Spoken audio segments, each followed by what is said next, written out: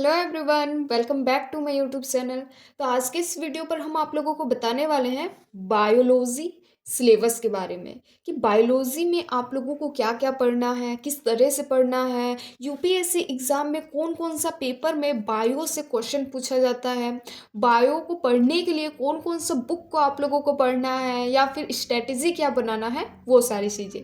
तो ये वीडियो आप लोगों के लिए बहुत ही ज़्यादा इफ़ेक्टिव होने वाला है आप लोगों का प्रिपरेशन के लिए। तो वीडियो को एकदम शुरू से लेकर एंड तक ज़रूर देखिएगा। तो चलिए फटाफट से जो हम लोगों का मेन टॉपिक है, जिस चीज़ से रिलेटेड हम ये वीडियो को बना रहे हैं, उस टॉपिक को अब हम लोग स्टार्ट करते हैं। तो सबसे पहले हम लोग बात करते हैं कि बायोलॉजी से यूपीएससी में कौन कौन सा पेपर में क्वेश्चन पूछा जाता है। आप लोगों को तो पता ही होगा कि मेंस में टोटल 9 पेपर्स होते हैं और प्रीलिम्स में टोटल 2 पेपर होते हैं। तो मेंस में जो जीएस पेपर 3 होता है ना, उसमें आप लोगों को बायो से क्वेश्चन पूछा जाएगा और प्रीलिम्स में पेपर 1 में पेपर 2 को और एक नाम से जाना जाता है, जैसे कि सी सेट। तो सी सेट में बायो से क्वेश्चन नहीं रहेगा, प्रीलिम्स का पेपर 1 में बायो का क्वेश्चन रहेगा। अब कुछ इम्पॉर्टेंट टॉपिक है, अब हम लोग वो टॉपिक सबको देख लेते हैं, जैसे कि environment and ecology, biotechnology, health and diseases, agriculture और भी बहुत सारे टॉपिक्स हैं। आप लोगों को ये पता होना चाहिए कि जो बायोलॉजी है वो आगे चलकर ना 2 पार्ट में डिवाइड हो जाता है, एक जियोलॉजी, एक बॉटनी। जैसे ही आप लोग यूपीएससी का प्रिपरेशन करोगे ना, तब आप लोगों को भी जियोलॉजी का अलग सिलेबस देखने को मिलेगा और बॉटनी का अलग सिलेबस देखने को मिलेगा। बायोलॉजी का कोई एक ही सिलेबस नहीं है, उसमें 2 सब्जेक्ट है और दोनों सब्जेक्ट का अलग अलग सिलेबस देखने को मिलेगा। यहाँ पर तो हम सिर्फ कुछ ही टॉपिक लिखे हैं, बाद में ईटीसी लगा दिए, क्योंकि इतना सारा जो मतलब टॉपिक है ना, यहाँ पर लिखना पॉसिबल नहीं हो सकता है इसीलिए। लेकिन अगर आप लोग चाहेंगे तो हम सिलेबस आप लोगों को प्रोवाइड कर देंगे।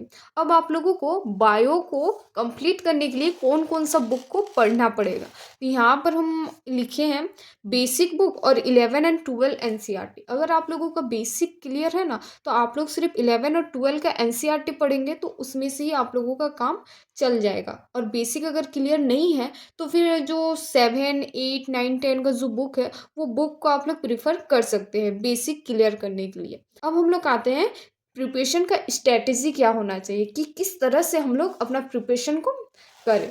तो सबसे पहला आता है एनसीईआरटी बेसिक। आप लोगों को कोई भी सब्जेक्ट को पढ़ने से पहले बेसिक क्लियर होना बहुत ही ज़्यादा ज़रूरी है।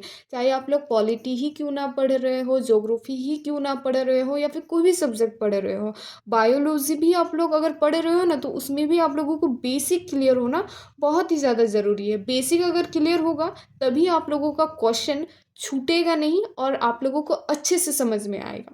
दूसरा है करंट अफेयर्स। देखिए, सिर्फ एक हिस्ट्री ही एक ऐसा सब्जेक्ट है जिसमें ना करंट अफेयर्स से क्वेश्चन नहीं पूछा जाता है, लेकिन बाद बाकी जितना भी सब्जेक्ट है ना, हर सब्जेक्ट से करंट अफेयर्स पूछा जाता है। इंडेंजर्ड स्पेसीज, एक्सटिंक्ट स्पेसीज, ये सब क्या है, बायोलॉजी से ही रिलेटेड क्वेश्चन है।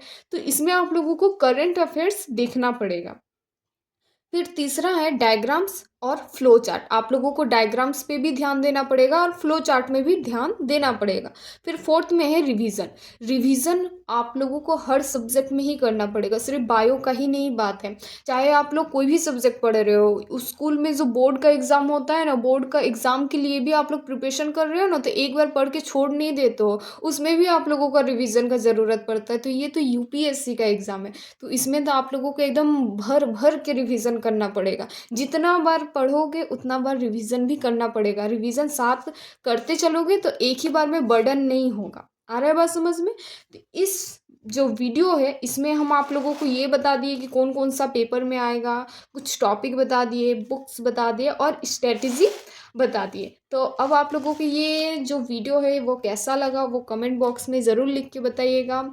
और आगे जो आप लोगों का डाउट अगर कुछ बचा हुआ है तो वो भी कमेंट में ज़रूर बताइएगा, ताकि उस चीज़ से रिलेटेड हम वीडियो ला सके और आप लोगों का जो डाउट है उसको भी क्लियर कर सके। तब तक के लिए टाटा बाय बाय। अब हम लोग मिलते हैं नेक्स्ट वीडियो पर।